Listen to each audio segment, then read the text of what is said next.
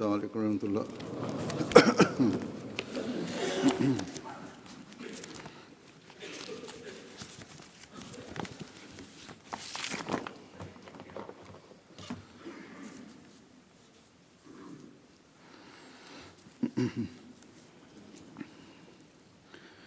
أشهد أن لا إله إلا الله وحده لا شريك له وأشهد أن محمدا عبده ورسوله أما بعد فأعوذ بالله من الشيطان الرجيم بسم الله الرحمن الرحيم الحمد لله رب العالمين الرحمن الرحيم مالك يوم الدين إياك نعبد وإياك نستعين اهدنا الصراط المستقيم صراط الذين أنعمت عليهم غير المغضوب عليهم ولا الضالين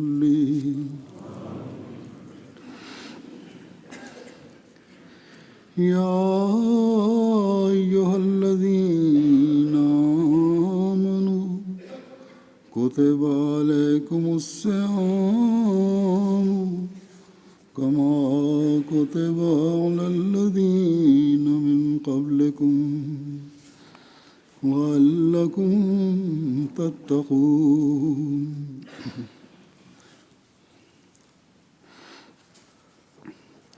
اے وہ لوگو جو ایمان لائے ہو، تم پر روزے اس طرح فرض کر دیے گئے ہیں، اسی طرح فرض کر دیے گئے ہیں جس طرح تم سے پہلے لوگوں پر فرض کیے گئے تھے، تاکہ تم تقوی اختیار کرو۔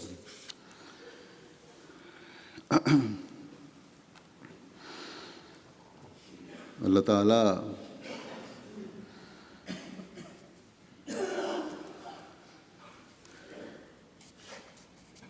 ہمیں پھر محض اور محض اپنے فضل سے ایک اور رمضان سے گزرنے کی توفیق عطا فرما رہا ہے۔ یہ ایک مہینہ جو اپنی بے شمار برکات لے کر آتا ہے۔ اللہ تعالیٰ فرماتا ہے کہ اس مہینے میں تمہارے پر روزے رکھنا فرض کیا گیا ہے۔ کس لیے فرض کیا گیا ہے؟ کیا اس لیے کہ تم صبح سے شام تک بھوکے رہو؟ نہیں، بلکہ اس لیے کہ تم تقوی اختیار کرو۔ اصل چیز یہی تقوی ہے جو بے شمار برکات کا حامل بناتی ہے۔ حضرت مسیح موعود علیہ السلام فرماتے ہیں کہ ہمیشہ روزے دار کو مد نظر رکھنا چاہیے کہ اس سے اتنا مطلب نہیں ہے کہ بھوکا رہے، بلکہ اسے چاہیے کہ خدا تعالیٰ کے ذکر میں مصروف رہے تاکہ تبتل اور انقطاع حاصل ہو۔ تبتل اور انقطاع کا مطلب ہے کہ خدا سے لو لگانا اور دنیاوی خواہشات کو پیچھے پھینک دینا۔ گویا کہ ان دنوں میں ایسی حالت ہو کہ ان میں دنیا کی خواہشات سے تعلق توڑ کر صرف اور صرف خدا تعالیٰ کی رضا کے لیے ہر عمل اور کوشش ہو۔ آپ نے فرمایا کہ بس روزے سے یہی مطلب ہے کہ انسان ایک روٹی کو چھوڑ کر جو صرف جسم کی پرورش کرتی ہے دوسری روٹی کو حاصل کرے جو روح کے لیے تسلی اور سیری کا باعث ہے۔ فرمایا کہ جو لوگ محض خدا کے لیے روزے رکھتے ہیں اور نرے رسم کے طور پر نہیں رکھتے، انہیں چاہیے کہ حمد اور تسبیح اور تحلیل میں لگے رہیں، جس سے دوسری غذا انہیں مل جاوے۔ بس ایک مومن کے لیے یہ ضروری ہے کہ پہلے سے بڑھ کر اللہ تعالیٰ کی حمد کی طرف توجہ دے، ان دنوں میں پہلے سے بڑھ کر اس کی تسبیح کرے، اللہ تعالیٰ کے معبود ہونے کا نہ صرف اظہار کرے بلکہ اپنے عبادتوں کے معیار اونچے کرنے کی کوشش کرے، تبھی روزوں کا فیض حاصل ہوتا ہے، اور تبھی اس مقصد کو انسان حاصل کر سکتا ہے جو اللہ تعالیٰ نے بیان فرمایا کہ تم تقوی اختیار کر کے اللہ کا قرب حاصل کرو۔ حضرت صلی اللہ علیہ وسلم نے ایک موقع پر فرمایا کہ روزہ ڈھال ہے اور آگ سے بچانے کا مضبوط قلعہ ہے، لیکن یہ آگ سے بچانے کا مضبوط قلعہ تب بنتا ہے جب خدا تعالیٰ کی خاطر انسان اپنے ہر عمل کو کرے، خدا تعالیٰ کی رضا کا حصول اپنے سامنے رکھے، دعاؤں اور ذکر الہی میں دن اور رات گزارنے کی کوشش کرے، تقوی پر چلے۔ تقوی کے بارے میں خدا تعالیٰ نے قرآن کریم میں بے شمار جگہ پر توجہ دلائی ہے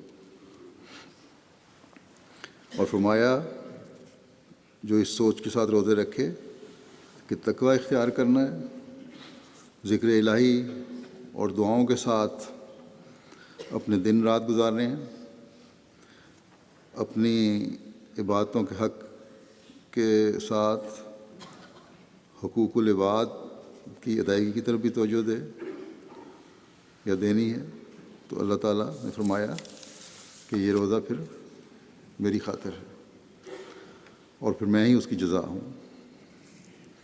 یعنی ایسے روزے دار پھر اللہ تعالیٰ کا قرب حاصل کرنے والے ہو جاتے ہیں، ان کی نیکیاں عارضی، وقتی اور رمضان کے مہینے کے لیے نہیں ہوتی، بلکہ حقیقی تقوی کا ادراک ان کو ہو جاتا ہے۔ یہ نیکیاں پھر رمضان کے بعد بھی جاری رہتی ہیں۔ ایسے لوگ پھر ایک رمضان کو اگلے رمضان سے ملانے والے ہوتے ہیں۔ بس ہمیں اس سوچ کے ساتھ اور اس کوشش سے اس رمضان میں سے گزرنے کی کوشش کرنی چاہیے تاکہ ہمارا تقوی عارضی نہ ہو، ہمارے روزے صرف سطحی نہ ہوں، بھوکے پیاسے رہنے کے لیے نہ ہوں، ہمارا رمضان کی روح کو سمجھے بغیر صرف ایک دوسرے کو رمضان مبارک کہہ کر پھر رمضان کی روح کو بھول جانے والا رمضان نہ ہو، بلکہ تقوی کا حصول ہمارے سامنے ہر سحری اور ہر افطاری کے وقت ہو۔ دن بھر کا ذکر الہی اور رات کے نوافل ہمیں تقوی کی راہیں دکھانے والے ہوں، اپنے اوپر زیادتی کرنے والے کا اسی طرح جواب الٹا کر دینے والے نہ ہو جائیں۔ اس کے بجائے ہم اللہ تعالیٰ کا خوف دل میں رکھتے ہوئے اپنے اوپر زیادتی کرنے والے کے جواب میں خاموش ہو جائیں، تقوی پر چلتے ہوئے یہ جواب دیں کہ میں روزے دار ہوں۔ ہر زیادتی کے جواب میں انہی صائمون کے الفاظ ہمارے منہ سے نکلیں۔ ہمیں ہمیشہ یاد رکھنا چاہیے کہ ہماری عزتیں، ہماری بڑائی کسی کو نیچا دکھانے یا اسی طرح جواب ترکی بدرکی جواب دینے میں نہیں، اور اپنے پر کی گئی زیادتیوں کا بدلہ لینے میں نہیں، بلکہ اللہ تعالیٰ کی رضا کے حصول میں ہے۔ اسی میں ہماری بڑائی ہے، اسی میں ہماری عزت ہے۔ اس بات میں ہے کہ ہم یہ دیکھیں کہ اللہ تعالیٰ کس کو عزت دیتا ہے۔ اللہ تعالیٰ فرماتا ہے انا اکرمکم عند اللہ اتقاکم، اللہ تعالیٰ کے نزدیک تم میں سے سب سے زیادہ معزز وہی ہے جو سب سے زیادہ متقی ہے۔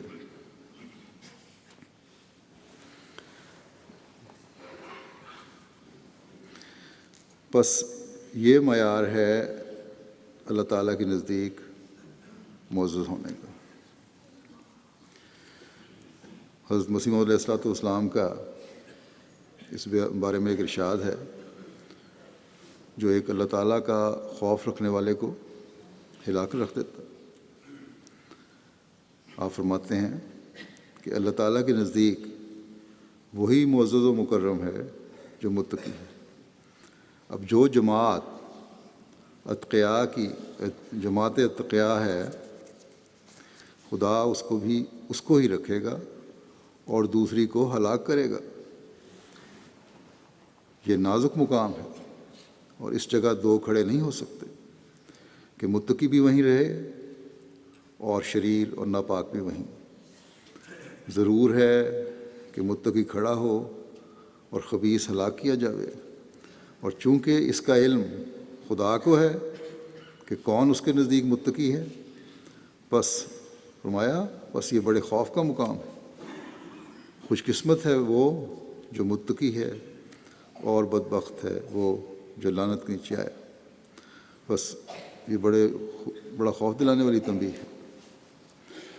یہ روزے اور یہ رمضان کا مہینہ اللہ تعالیٰ فرماتا ہے کہ اس لیے ہے کہ تم تقوی اختیار کرو، اور یہ اللہ تعالیٰ کا اپنے بندوں پر انتہائی رحم کا سلوک ہے کہ فرمایا کہ ان دنوں میں شیطان کو جکڑ کر میں نے تمہارے لیے یہ سامان پیدا کر دیے ہیں کہ تم تقوی آسانی سے اختیار کر سکو، ان احکامات پر چل سکو، چلنے کی کوشش کرو، میرا قرب پانے والے بن سکو۔ لیکن اب بھی اگر روزے کے ساتھ بظاہر باتوں کی طرف توجہ دے رہے ہو، لیکن اپنی اناؤں اور جھوٹی عزتوں کے جال میں پھنسے ہوئے ہو، تو روزے کوئی فائدہ نہیں دیں گے۔ حضرت مسیح موعود علیہ السلام کی بیعت میں آ کر اگر ہم ان جالوں اور ان خولوں کو توڑ کر باہر نہیں نکلتے اور صرف خدا تعالیٰ کی رضا اور اس کے تقوی کو حاصل کرنے کی توجہ نہیں دیں گے ہم یا نہیں دیتے، تو حضرت مسیح موعود علیہ السلام فرماتے ہیں کہ یہ دو عملی ہے۔ اور ظاہری تقوی کا اعلان اور دل میں ناپاکیاں، یہ دونوں جمع نہیں ہو سکتے۔ پھر فرمایا کہ خوف کا مقام ہے، اور یہ خوف کا مقام اور بھی بڑھ جاتا ہے کہ کسی کے تقوی کا فیصلہ کسی انسان نے نہیں کرنا، یہ فیصلہ بھی اللہ تعالیٰ نے اپنے پاس رکھا ہے۔ اور جب یہ فیصلہ خدا تعالیٰ نے اپنے پاس رکھا ہے تو پھر سوائے توبہ، استغفار، تسبیح، تحمید اور اللہ تعالیٰ کی توحید کا ورد اور ڈرتے ڈرتے دن بسر کرنا اور خدا تعالیٰ کے خوف سے راتیں گزارنا، اس کے علاوہ کوئی چارہ نہیں۔ لیکن ہمارا خدا بڑا پیار کرنے والا خدا ہے، قربان جائیں ہم اس پہ کہ وہ یہ کہتا ہے کہ میں رمضان میں اپنے بندے کے بہت قریب آ گیا، اس لیے فیض اٹھا لو جتنا اٹھا سکتے ہو، اور تقویٰ کے حصول کے لیے میرے بتائے ہوئے طریق پر چلنے کی کوشش کرو تاکہ تم اپنی دنیا و عاقبت سنوارنے والے بن سکو۔ یہ کیمپ جو 1 مہینے کا قائم ہوا ہے، اس سے بھرپور فائدہ اٹھا لو کہ اس میں خالصتاً اللہ تعالیٰ کے لیے کی گئی نیکیاں تمہیں عام دنوں میں کی گئی نیکیوں کی نسبت کئی گنا ثواب کا مستحق بنانے والی ہوں گی۔ بس اٹھو اور میرے حکموں کے مطابق اپنی عبادتوں کو بھی سنوارو، اور اس عہد کے ساتھ سنوارو کہ یہ سنوار اب ہم نے ہمیشہ قائم رکھنے کی کوشش کرنی ہے۔ اٹھو اور اپنے اعمال کو بھی خوبصورت بناؤ اور اللہ تعالیٰ کی رضا کے مطابق بناؤ، اور اس ارادے سے بنانے کی کوشش کرو کہ اب ہم نے ان کو اپنی زندگیوں کا حصہ بنانا ہے۔ اٹھو اور دین کو دنیا پر مقدم رکھنے کا جو عہد کیا ہے اس کا حقیقی ادراک اس مہینے میں حاصل کرنے کی کوشش کرو، اور اس سوچ کے ساتھ کرو کہ اب یہی ہماری زندگی کا مقصد ہے۔ اللہ تعالیٰ کے اس ارشاد کو ہمیشہ سامنے رکھو کہ وَلَا تَشْتَرُوا بِآيَاتِي ثَمَنًا قَلِيلًا فَإِيَّايَ فَاتَّقُونِ۔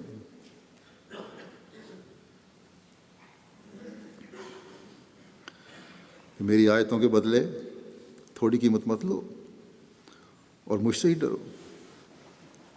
یعنی اللہ تعالیٰ فرماتا ہے کہ میری باتیں جو دین ہیں ان کے بدلے میں دنیا کی خواہش نہ کرو۔ یاد رکھو دین کے مقابلے میں دنیا بالکل حقیر چیز ہے۔ بس یہ سوچ ہے جو ہم میں سے ہر ایک میں پیدا ہونی چاہیے، تبھی ہم رمضان کا حقیقی فائدہ اٹھا سکتے ہیں۔ اور پھر اللہ تعالیٰ یہی نہیں کرتا کہ بندے کو کہہ دیا کہ تقویٰ اختیار کرو، یہ میرا حکم ہے اور حکم عدولی کی تمہیں سزا ملے گی، بلکہ فرمایا کہ اس تقویٰ کا تمہیں ہی فائدہ ہوگا۔ اور پھر خدا تعالیٰ نے ان فوائد کا بھی ذکر فرما دیا جو اس دنیا کے بھی فوائد ہیں اور آخرت کے بھی فوائد ہیں۔ اللہ تعالیٰ فرماتا ہے کہ اگر تم شریعت کے طریق پر چلو گے اور احکامات پر عمل کرو گے تو خدا تعالیٰ تمہارا ولی اور دوست ہو جائے گا۔ فرمایا یہ دنیا والے تمہیں کوئی فائدہ نہیں پہنچا سکتے، انہم لن یغنوا عنک من اللہ شیئا۔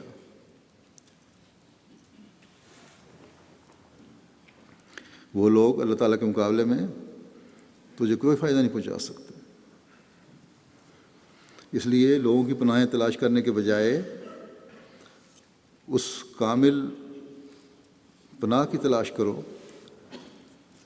جو ولی المتقین ہے، جو متقیوں کا دوست ہے اور ان کی پناہ گاہ ہے۔ پھر اللہ تعالیٰ فرماتا ہے کہ جب تم کوئی بھی کام، کوئی بھی معاملہ میری خاطر کرتے ہو، میری رضا کے حصول کے لیے کرتے ہو، میرا تقویٰ دل میں رکھتے ہوئے کرتے ہو، تو پھر اللہ تعالیٰ ایسے لوگوں سے محبت کرتا ہے۔ فرمایا ان اللہ یحب المتقین، یقیناً اللہ تعالیٰ متقیوں سے محبت کرتا ہے۔ جس کو اللہ تعالیٰ کی محبت مل جائے اسے اور کیا چاہیے؟ اسے تو دونوں جہان کی نعمتیں مل گئیں، اس کی تو دنیا و عاقبت سنور گئی، اور اس خوبصورت انجام کا اللہ تعالیٰ نے خود کہہ کر بھی بتا دیا کہ تمہاری یہ انجام ہوگا، تمہاری دنیا و عاقبت سنور جائے گی۔ یہ فرمایا کہ انجام جو ہے متقیوں کا لیے ہے، دنیا دار اس انجام کو نہیں پہنچ سکتے۔ جو لوگ دنیا والوں کی زیادتیوں پر صبر کرتے ہیں اور اللہ تعالیٰ سے ہی مدد مانگتے ہیں، دنیا والوں کے آگے ہاتھ نہیں پھیلاتے، دنیا والوں کی ظاہری طاقت دیکھ کر ان کے آگے جھکتے نہیں، تو اس دنیا میں بھی انہیں طاقت ملے گی، اور انجام کار وہی فتح یاب ہوں گے انشاءاللہ۔ آج پاکستان میں یا بعض دوسرے ممالک میں احمدیوں پر سختیاں وارد کی جاتی ہیں اور کہا جاتا ہے کہ ہمارے پیچھے چلو تو ہم تمہاری تمام سختیاں اور مشکلات دور کر دیں گے، ہم تمہیں اپنے گلے سے لگا لیں گے، ہماری باتیں مان لو۔ لیکن ہمیں یاد رکھنا چاہیے کہ یہ سب لوگ دھوکہ دینے والے ہیں۔ جس کو بظاہر آج کل یہ اپنی کامیابیاں سمجھ رہے ہیں، ان کی ناکامیاں بننے والی ہیں۔ جن دنیاوی سہاروں پر بھروسہ کر کے یہ لوگ ظلم کا بازار گرم کر رہے ہیں، یہی سہارے دیمک زدہ لکڑیوں کی طرح ٹوٹ کر خاک میں ملنے والے ہیں۔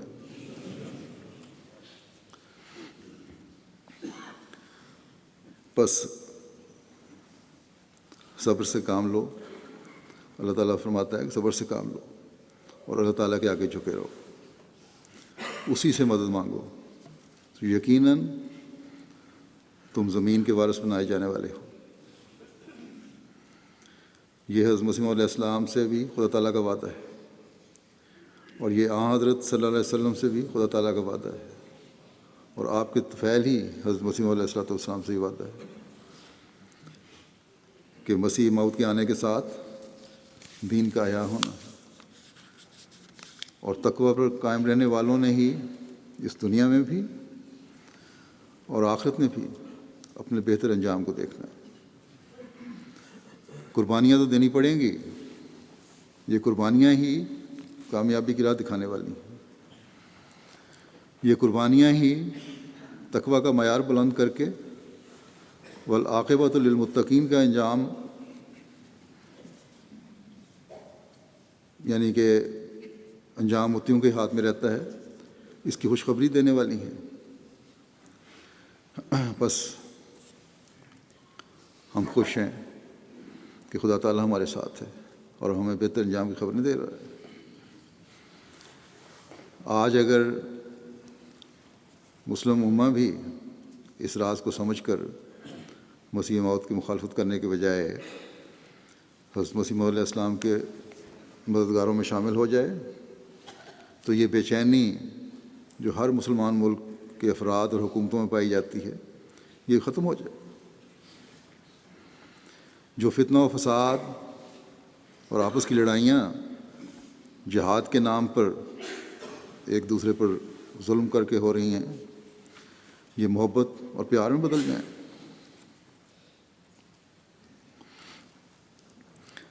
بس نہ لیڈروں میں تقویٰ ہے، نہ علماء میں تقویٰ ہے، اور نتیجتاً ان علماء کے تربیت یافتہ عوام الناس بھی حقیقی تقویٰ کا ادراک نہیں رکھتے، اور اپنی طرف سے خدا تعالیٰ کی رضا حاصل کرنے کے لیے ان نام نہاد علماء اور شدت پسند گروہوں کے جال میں پھنس کر غلط اور تقویٰ سے کوسوں دور ہٹے ہوئے اعمال پہ جلانے کی کوشش کر رہے ہیں۔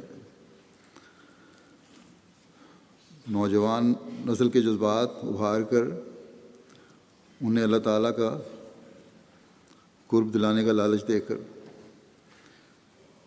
ان علماء نے ظلم کی راہ پر لگایا ہوا ہے۔ ان نوجوانوں اور عموماً مسلم امہ کو کوئی سمجھانے والا نہیں کہ یہ تقویٰ نہیں ہے جس کو تم تقویٰ سمجھ رہے ہو، یہ نیکی نہیں ہے جس کو تم نیکی سمجھ رہے ہو، یہ جہاد نہیں ہے جس کو تم جہاد سمجھ رہے ہو۔ آپس میں گلما گاؤں کو قتل کرنا تقویٰ سے دور لے جانے والی چیز ہے۔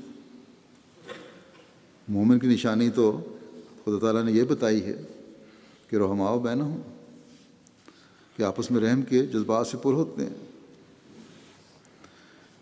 یہ دلوں کے پھاڑ کر کے ظلمت پر تلے ہوئے جو لوگ ہیں، یہ کہاں سے تقویٰ پر چلنے والے ہو گئے؟ کیا ایسے لوگوں کے انجام اللہ تعالیٰ بہتر کرتا ہے؟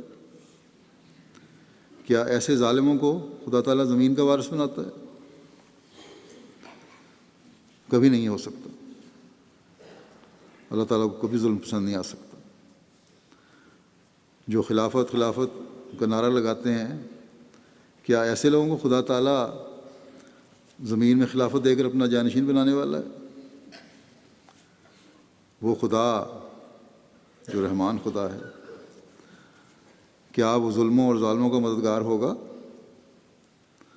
وہ خدا جس نے حضرت صلی اللہ علیہ وسلم کو رحمۃ للعالمین بنا کر بھیجا ہے، کیا وہ اپنے پیارے نبی کے نام پر دنیا میں ظلموں کو پنپنے دے گا؟ کبھی نہیں۔ خلافت تو حضرت صلی اللہ علیہ وسلم کی پیشگوئیوں کے مطابق مسیح موعود کے ذریعے سے جاری ہونی تھی، جو اللہ تعالیٰ کی تائید و نصرت سے ہو گئی۔ اس کے علاوہ خلافت کا ہر نعرہ دین کے نام پر دنیاوی فوائد حاصل کرنے اور حکومتوں پر قبضہ کرنے کے طریق ہیں۔ گزشتہ جمعے یہاں ایک ٹی وی چینل والے آئے ہوئے تھے، ان کو انٹرویو میں نے دیا، ان کو میں نے یہی کہا تھا کہ جس خلافت کو تم سمجھ رہے ہو کہ جاری ہونی ہے، یہ کوئی خلافت نہیں، وہ جاری ہو چکی ہے، اور ظلم سے نہیں، وہ اللہ تعالیٰ کی تائید سے جاری ہونی تھی اور ہو گئی۔ کاش کہ مسلم امہ کو بھی سمجھ آ جائے اور ان کے آپس کے جھگڑے اور فساد اور حکومتوں کے لیے کھینچا تانیاں ختم ہو جائیں۔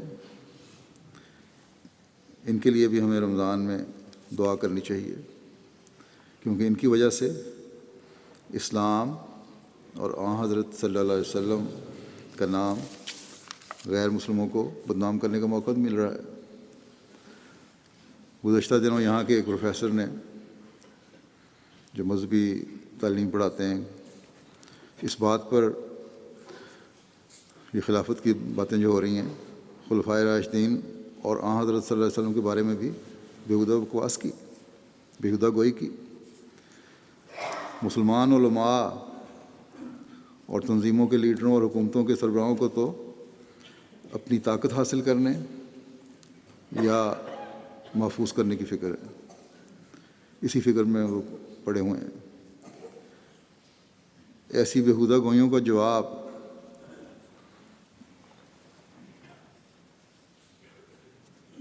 اگر کوئی دینے والا ہے، اگر کوئی ان کا منہ بند کرانے والا ہے، تو وہ جماعت احمدیہ ہی کرتی ہے، اور ہم نے اس کا جواب دیا۔ یہی لوگ اسلام کے مخالفین ہیں جو، اور حضرت صلی اللہ علیہ وسلم سے کینہ اور بغض رکھنے والے ہیں۔ ان لوگوں نے اب ایک نئی فلم بنائی ہے، جو سنا ہے آج واشنگٹن میں بھی اور برلن جرمنی میں بھی بیک وقت چلائی جائے گی، جو حضرت صلی اللہ علیہ وسلم اور حضرت عائشہ کے بارے میں نا، یہ لوگ سمجھتے ہیں کہ حضرت صلی اللہ علیہ وسلم کو نعوذ باللہ استہزاء کا نشانہ بنا سکتے ہیں۔ ان لوگوں کی دنیا بھی برباد ہونے والی ہے اور عاقبت بھی۔ ان کو اپنے انجام نظر نہیں آ رہے، لیکن اللہ تعالیٰ فرماتا ہے یہ اپنے بد انجام کو پہنچیں گے۔ دنیاوی طور پر قانون کے دائرے میں رہ کر جو احتجاج کرنا ہے یا جو کوشش کرنی ہے، اس کے بارے میں جرمنی کی جماعت کو تو میں نے کہہ دیا تھا، کل ہی مجھے پتہ لگا۔ امریکہ والے بھی اس کے لیے بھرپور کوشش کریں، لیکن آج ایک احمدی کا حضرت صلی اللہ علیہ وسلم سے حقیقی عشق اور آپ کی شان اور عظمت کی بلندی کا اظہار یہ ہے کہ بے انتہا درود پڑھیں، سبحان اللہ و بحمدہ سبحان اللہ العظیم، اللہم صلی علی محمد و آل محمد۔ دنیا کا ہر احمدی آج کی فضا اور اس رمضان کو درود سے بھر دے کہ جہاں دشمنوں کے آپ کی شان پر حملے کا جواب یہی ہے، اس سے بہتر اور کوئی جواب نہیں، وہاں اللہ تعالیٰ کا تقویٰ پیدا کرنے والی بھی چیز ہے یہ، اور یہی تقویٰ اس خوشکن انجام کی ہمیں اللہ تعالیٰ کی طرف سے خبر دے رہا ہے، اس کے بارے میں اللہ تعالیٰ نے فرمایا کہ عاقبت متقیوں کے لیے ہے، انجام آخرکار بہتر انجام متقیوں کا ہے۔ جب یہ دشمنان اسلام پارا پارا ہو کر ہوا میں اڑ جائیں گے اور کامیابیاں اور بہتر انجام حقیقی مومنین اور متقین کا ہی ہوگا انشاءاللہ۔ مسلم امہ کو بھی سمجھ لینا چاہیے کہ یہ شیطانی اور دجالی طاقتیں بڑے طریقے سے انہیں ایک دوسرے سے لڑا رہی ہیں۔ یہ سمجھتے ہیں کہ یہاں فرقہ بازیاں اب کیوں ایک دم پیدا ہو گئیں، یہ باہر کی کچھ طاقتیں ہیں جنہوں نے فرقہ بازیاں پیدا کروائی ہیں ان میں، تاکہ اسلام کو بدنام کرنے کا موقع ملے، اور پھر جو کچھ وہ کر سکتے ہیں وہ اسلام کو اور مسلمانوں کو بدنام کرتے چلے جائیں۔ اندرونی حملہ آپس میں لڑا کر یہ طاقتیں کر رہی ہیں، اور بیرونی حملہ بیہودہ فلمیں بنا کر اسلام کی تعلیم اور آن حضرت صلی اللہ علیہ وسلم کی ذات اور زندگی کے بارے میں بیہودہ گوئیاں کر کے، اور انہیں یہ پتہ ہے کہ اس کے رد عمل کے طور پر مسلمانوں میں غم و غصے کی لہر دوڑے گی، اور پھر دنیا میں جو فساد ہوگا اس کو لے کر پھر یہ طاقتیں اسلام کو بدنام کریں گی۔ ان شیطانی قوتوں نے ایک ایسا شیطانی چکر پیدا کر دیا ہے جس سے مسلمانوں کو باہر نکالنے والا کوئی نہیں۔ اب جو ایک راستہ ہے اس کا یہ انکار کر رہے ہیں۔ بس اس لحاظ سے بھی مسلم امہ کے لیے بہت دعا کریں، اللہ تعالیٰ ان کو عقل دے، ان کو یہ نظر آ جائے کن لوگوں کے نیک انجام کی اللہ تعالیٰ خوشخبری دے رہا ہے۔ کاش یہ مسیح موعود کو مان کر اسلام کی فتوحات کے نظارے دیکھنے والوں میں شامل ہو جائیں۔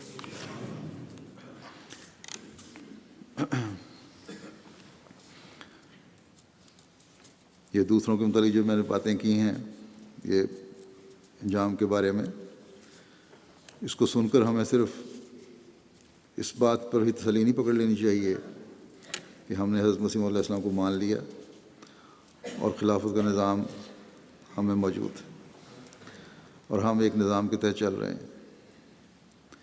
روزوں کے ساتھ تقویٰ کے معیاروں کو بلند کرنے کی ضرورت توجہ دلا کر اللہ تعالیٰ نے ہر فرد کی ذمہ داری لگا دی کہ جماعت کی برکات سے، خلافت کی برکات سے حصہ لینے کے لیے، حضرت مسیح علیہ السلام کی بیعت میں آنے کا صحیح فائدہ اٹھانے کے لیے، آن حضرت صلی اللہ علیہ وسلم کی امت میں سے ہونے کا صحیح فیض پانے کے لیے، اللہ تعالیٰ کا حقیقی عبد بننے کے لیے تقویٰ شرط ہے، اور یہ رمضان کا مہینہ اس تقویٰ میں ترقی کا ایک ذریعہ ہے۔ بس اس سے فائدہ اٹھا لو جتنا اٹھا سکتے ہو۔ اس لیے ہر فرد جماعت کو اور ہر مومن بننے کی خواہش رکھنے والے کو اپنے انفرادی جائزے لیتے ہوئے تقویٰ کے معیاروں کو اونچا کرنے کی ضرورت ہے، اور اس کے لیے اللہ تعالیٰ نے ہمارے لیے یہ رہنمائی فرمایا کہ وَهَذَا كِتَابٌ أَنزَلْنَاهُ مُبَارَكٌ فَاتَّبِعُوهُ وَاتَّقُوا لَعَلَّكُمْ تُرْحَمُونَ۔ اور یہ قرآن ایسی کتاب ہے جسے ہم نے اتارا ہے اور یہ برکت والی ہے، بس اس کی پیروی کرو اور تقویٰ اختیار کرو تاکہ تم پر رحم کیا جائے۔ بس اگر رمضان سے فیض پانا ہے، اگر اپنے بہتر انجام کو دیکھنا ہے، اگر فلاح کے دروازے اپنے اوپر کھلوانے ہیں، اگر اللہ تعالیٰ کا رحم حاصل کرنا ہے، اگر اللہ تعالیٰ کے فضلوں کا وارث بننا ہے، اور ان لوگوں کی طرح نہیں ہونا جن کا کوئی رہنما نہیں ہے، جو بکھرے ہوئے ہیں اور ہر اس شخص کے دھوکے میں آ جاتے ہیں جو اسلام کے نام پر اور دین کے نام پر ان کے جذبات بھڑکا دیتا ہے، تو پھر اللہ تعالیٰ فرماتا ہے کہ قرآن پر عمل کرو، اس کے احکامات کو دیکھو، ان کا حقیقی ادراک حاصل کرو۔ اس زمانے میں جو حضرت مسیح موعود علیہ السلام کو اللہ تعالیٰ نے بھیجا ہے، ان کے نظر سے قرآن کریم کے احکامات کو غور سے دیکھو کہ وہی اللہ تعالیٰ نے سکھائے ہیں اور حضرت صلی اللہ علیہ وسلم کی حقیقی عشق اور پیروی میں سکھائے ہیں۔ حضرت مسیح موعود علیہ السلام نے فرمایا کہ جو قرآن کریم کے 700 حکموں میں سے کسی ایک کو بھی چھوڑتا ہے، جان بوجھ کر اس کی طرف توجہ نہیں دیتا، تو پھر ایسا شخص آپ کی جماعت اور آپ کے بیت میں آنے کا بس دعویٰ کرتا ہے۔ یہ الفاظ میرے ہیں، مفہوم اب یہی ہے مضمون کا۔ آپ اسے اپنی جماعت میں شامل نہیں سمجھتے پھر، بس جیسا کہ میں پہلے ایک اقتباس میں پڑھ آیا ہوں کہ یہ بڑے خوف کا مقام ہے کہ بے شک اللہ تعالیٰ ارحم الراحمین ہے، بہت زیادہ رحم کرنے والا، لیکن اللہ تعالیٰ فرماتا ہے کہ میرے رحم کے دروازے ان پر ہمیشہ کھلے رہیں گے اور کھلتے چلے جائیں گے جو تقوی پر چلتے ہوئے میرے احکامات پر عمل کرنے کی کوشش کریں گے۔ بس اس کی برکات سے فائدہ اٹھا لو، کسی حکم کو بھی معمولی نہ سمجھو، کیونکہ یہی راہ ہے جو تقوی پر چلانے والی اور متقی بنانے والی ہے۔ انسان بعض دفعہ اللہ تعالیٰ کے بعض احکامات کو اس لیے اہمیت نہیں دیتا کہ دنیا کے فوائد اس کی آنکھوں پر پردہ ڈال دیتے ہیں۔ دولت، اولاد، تجارتیں، دنیا کی دوسری ترجیحات اس کو زیادہ پرکشش لگتی ہیں، اور وہ ان کے حصول کے لیے بعض ایسی حرکتیں کر دیتا ہے جن کا تقوی کیا عام اخلاق سے بھی دور کا واسطہ نہیں ہوتا۔ اور اللہ تعالیٰ فرماتا ہے کیا ان عارضی دنیاوی فوائد کے لیے تم دین کو بھول رہے ہو اور میرے احکامات پر عمل نہیں کر رہے؟ تم سمجھتے ہو کہ جھوٹ بول کر، کسی دنیا دار کی خوشامد کر کے، دوسرے کے مال میں خیانت کر کے تم دنیاوی فوائد حاصل کر لو گے؟ کسی کا حق ظلم سے مار کر تم اپنی دولت میں اضافہ کر لو گے؟ تو سنو کہ ہر قسم کا رزق اللہ تعالیٰ کی طرف سے آتا ہے، وہ سب دولتوں کا سرچشمہ ہے۔ اگر خدا نہ چاہے تو تم یہ دولت کو بھی حاصل نہیں کر سکتے۔ اگر تم عارضی طور پر یہ حاصل کر بھی لو تو یہ دولت تمہارے لیے خیر نہیں، شر بن جائے گی۔ انجام کار تم خدا تعالیٰ کی پکڑ میں آؤ گے۔ بس اگر تم اللہ تعالیٰ کی پکڑ سے بچنا چاہتے ہو تو اللہ تعالیٰ فرماتا ہے تو حلال رزق کی تلاش کرو، اور حلال رزق متقیوں کو ہی ملتا ہے اور خدا تعالیٰ کی طرف سے آتا ہے، اور ایسے راستوں سے آتا ہے جس کا ایک عام انسان سوچ بھی نہیں سکتا۔ اللہ تعالیٰ فرماتا ہے وَمَن يَتَّقِ اللَّهَ يَجْعَل لَّهُ مَخْرَجًا وَيَرْزُقْهُ مِنْ حَيْثُ لَا يَحْتَسِبُ وَمَن يَتَوَكَّلْ عَلَى اللَّهِ فَهُوَ حَسْبُهُ۔ جو شخص اللہ کا تقوی اختیار کرے گا، اللہ اس کے لیے کوئی نہ کوئی راستہ نکال دے گا اور اس کو وہاں سے رزق دے گا جہاں سے رزق آنے کا اس کو خیال بھی نہیں ہوگا۔ اور جو کوئی اللہ پر توکل کرتا ہے وہ اللہ اس کے لیے کافی ہے۔ اس بارے میں حضرت مسیح موعود علیہ السلام فرماتے ہیں کہ ہمیشہ یاد رکھنا چاہیے کہ ہم نے تقوی و طہارت میں کہاں تک ترقی کی ہے۔ اس کا معیار قرآن ہے۔ اللہ تعالیٰ نے متقی کے نشانوں میں ایک یہ بھی نشان رکھا ہے کہ اللہ تعالیٰ متقی کو مکروہات دنیا سے آزاد کر کے اس کے کاموں کا خود متکفل ہو جاتا ہے، جیسا کہ فرمایا وَمَن يَتَّقِ اللَّهَ يَجْعَل لَّهُ مَخْرَجًا وَيَرْزُقْهُ مِنْ حَيْثُ لَا يَحْتَسِبُ۔ جو شخص خدا تعالیٰ سے ڈرتا ہے، فرمایا کہ جو شخص خدا تعالیٰ سے ڈرتا ہے، اللہ تعالیٰ ہر ایک مصیبت میں اس کے لیے راستہ مخلصی کا نکال دیتا ہے اور اس کے لیے ایسے روزی کے سامان پیدا کر دیتا ہے کہ اس کے علم و گمان میں نہ ہوں۔ یعنی یہ بھی ایک علامت متقی کی ہے کہ اللہ تعالیٰ متقی کو نابکار ضرورتوں کا محتاج نہیں کرتا۔ مثلا ایک دکاندار یہ خیال کرتا ہے کہ دروغ گوئی سے سوا اس کا کام نہیں چل سکتا، اس لیے دروغ گوئی سے باز نہیں آتا اور جھوٹ بولنے کے لیے وہ مجبوری ظاہر کرتا ہے، لیکن یہ امر ہرگز سچ نہیں۔ اللہ تعالیٰ متقی کا خود محافظ ہو جاتا ہے اور اسے ایسے موقع سے بچا لیتا ہے جو خلاف حق پر مجبور کرنے والے ہیں۔ موقع ہی نہیں آنے دیتا اللہ تعالیٰ ایسے لوگوں کے لیے جو متقی ہوں، جو جھوٹ بولنے پر مجبور کرنے والے ہوں۔ فرمایا کہ یاد رکھو جب اللہ تعالیٰ کو کسی نے چھوڑا تو خدا نے اسے چھوڑ دیا، اور جب رحمان نے چھوڑ دیا یعنی خدا نے چھوڑ دیا، خدائے رحمان نے، تو شیطان ضرور اپنا رشتہ جوڑے گا۔ پھر آپ نے یہ بھی فرمایا کہ خدا تعالیٰ کا وعدہ جھوٹا نہیں ہو سکتا کہ میں رزق دیتا ہوں اپنی جناب سے متقی کو۔ جو تقویٰ کا دعویٰ کر کے، اب فرماتے ہیں کہ جو تقویٰ کا دعویٰ کر کے، یہ الفاظ میرے ہیں کہ پھر رزق سے تنگ ہیں، دعویٰ تو یہ کرتے ہیں متقی ہیں اور تقویٰ پر چلنے والے ہیں، اور رزق میں بھی تنگی ہے، یا تو پھر ان کی دنیاوی خواہشات بہت بڑی ہوئی ہیں اور پوری نہیں ہو رہی، یا تقویٰ کا دعویٰ غلط ہے،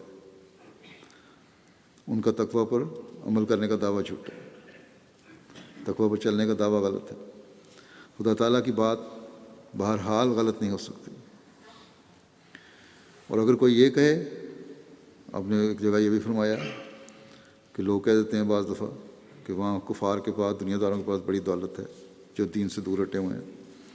اگر فرمایا کہ اگر یہ کہے کفار کے پاس بڑی دولت، پاس بھی بڑا مال اور دولت ہے اور وہ عیش و عشرت میں منہمک اور مست رہتے ہیں، تو آپ نے فرمایا کہ میں تمہیں سچ سچ کہتا ہوں کہ وہ دنیا کی آنکھ میں، بلکہ ذلیل دنیا داروں کی آنکھ میں خوش معلوم دیتے ہیں، مگر در حقیقت وہ ایک جلن اور دکھ میں مبتلا ہوتے ہیں۔ اور تجربات سے ثابت ہے کہ دنیا داری نے ان کو بے چین کیا ہوا ہے۔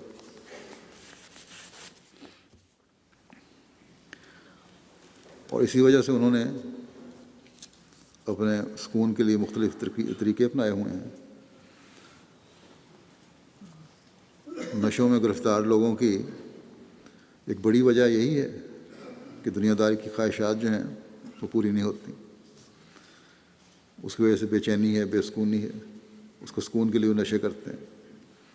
بس اگر کوئی شخص حقیقت میں متقی ہے اور اللہ تعالیٰ کی رضا کے حصول کی کوشش کر رہا ہے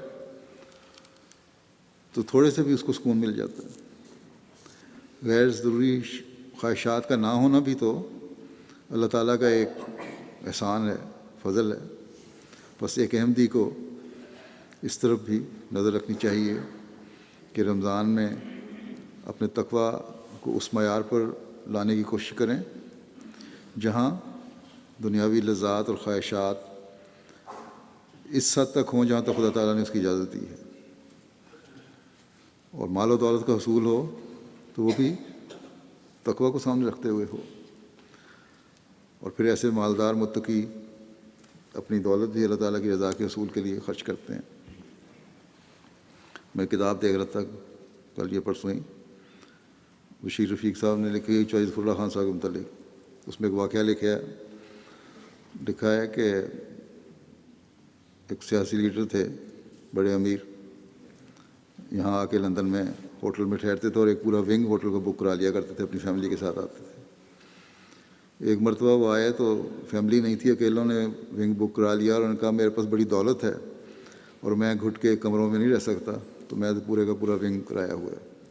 چوہدری صاحب سے انہوں نے پوچھا کہ آپ کہاں رہتے ہیں؟ انہوں نے کہا کہ میں یہاں مشن ہاؤس میں بشیر رفیق صاحب کے ساتھ رہتا ہوں، کمرے میں، فلیٹ میں، اور کھانا بھی ان کے ساتھ کھاتا ہوں. کہنے لگا کہ اتنا پیسہ آپ کو اللہ تعالیٰ نے دیا ہے تو کیوں آپ تنگی کرتے ہیں؟ خرچ کریں. میں جس طرح میرے پاس دولت ہے میں خرچ کرتا ہوں، آپ کے پاس بھی دولت ہے، خرچ کریں.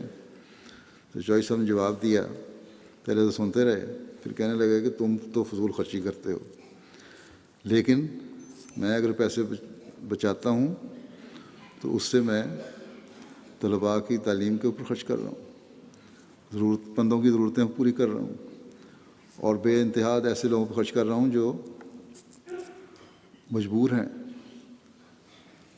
بس جو سکون مجھے یہ خرچ کر کے ملتا ہے وہ تمہیں دنیا داروں کو نہیں مل سکتا. شاہزادہ نے کہا کہ میں دعا کرتا ہوں کہ کاش تمہیں بھی اس سکون کا پتہ لگ جائے، پھر تم یہ جو دولت اپنی خرچ کر رہے ہو، لٹا رہے ہو، تم اس کو حقیر سمجھو گے، اس کو لٹانا اپنے اوپر، بلکہ اور یہی تمہاری خواہش ہوگی کہ غریبوں کی ضروریات پوری کروں. بس یہ وہ لوگ ہیں جنہوں نے دنیا کما کر بھی دنیا سے بے رغبتی کی ہے، اور ایسے ہی متقی ہیں جن کو اللہ تعالیٰ نے دونوں جہان میں جنتوں کی بشارتیں دیں. اللہ کرے کہ ہم اس رمضان کے روزوں سے ایسا فیض پانے والے ہوں جو تقویٰ کے اعلیٰ معیاروں کو مستقل ہماری زندگی کا حصہ بنا دے، اور ہم اللہ تعالیٰ کے فضلوں کو جذب کرتے ہوئے دونوں جہان کی جنتوں سے حصہ پانے والے ہوں. اس دنیا کا بھی ہمارا انجام بخیر ہو تو آخرت کا بھی انجام بخیر ہو. حضرت مسیح موعود علیہ السلام کی بیعت میں آ کر اسلام کی حقیقی تصویر بننے کی کوشش کرنے والے ہوں. اسلام کے خلاف دشمن کے ہر حملے کو اپنے قول، اپنے عمل اور اپنی دعاؤں کو انتہا تک پہنچا کر رد کرنے والے ہوں، اس کو الٹانے والے ہوں اس پر. آج اسلام کے خلاف جو شیطانی قوتیں جمع ہو گئی ہیں ان کا مقابلہ حضرت مسیح موعود علیہ السلام کی جماعت نہیں کرنا ہے. جیسا کہ میں نے کہا، اسلام کے خلاف آج یہ ایسے منصوبے بنا رہے ہیں کہ کسی نہ کسی طرح کہ ان کو جال میں پھنسا کر مسلمان ملکوں کو ان پر حملہ کرو. عامۃ المسلمین کو اس چال کی سمجھ نہیں آ رہی، اور بعض لیڈر شاید، عموماً تو نہیں لیکن شاید بعض ایک آدھ کوئی ہو نیک نیت بھی ہوں، ان کو بھی سمجھ نہیں آ رہی، اور سمجھتے ہیں کہ غیروں کی مدد کے لے کر وہ کامیاب ہو رہے ہیں. لیکن حقیقت میں وہ اس جال میں پھنستے چلے جا رہے ہیں جہاں ان کو اپنی بربادی کے سوا کچھ نہیں ملے گا.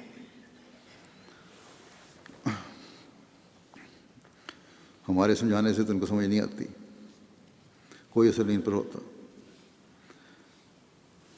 جو امت مسلمہ کے ہمدرد بلکہ بے چین ہو کر درد رکھنے والے ہیں، ان کے یہ لوگ خلاف ہیں. بس اس کا علاج دعا کے علاوہ کچھ نہیں.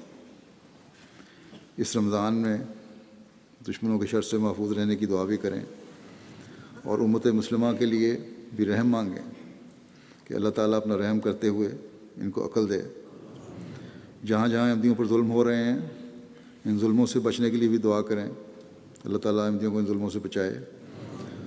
اور سب سے بڑھ کر یہ کہ اللہ تعالیٰ اس رمضان میں ہمیں حقیقی تقویٰ عطا کرے تاکہ ہم اللہ تعالیٰ کی رضا حاصل کرنے والے ہوں، اور اس کی مدد اور فضل سے مخالفین دین اور دشمنان اسلام کو خائب و خاسر ہوتا دیکھنے والے ہوں. اللہ تعالیٰ رمضان میں ہمارے اندر ایک حقیقی انقلاب پیدا کر دے.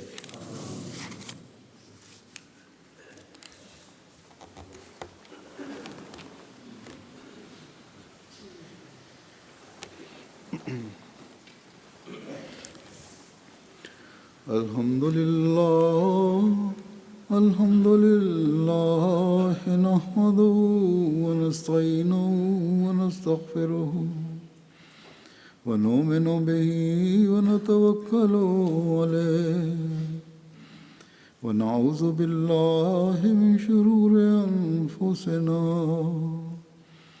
ومن سيئات أعمالنا.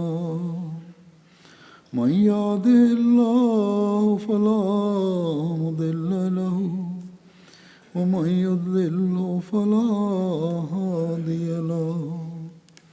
ونشهد أن لا إله إلا الله ونشهد أن محمدا عبده ورسوله. عباد الله رحمكم الله إن الله يأمر بالعدل والإحسان وإيتاء ذي القربى وينهى عن الفحشاء والمنكر والبغي يعظكم لعلكم تذكرون. اذكروا الله يذكركم وادعوه يستجب لكم ولذكر الله أكبر.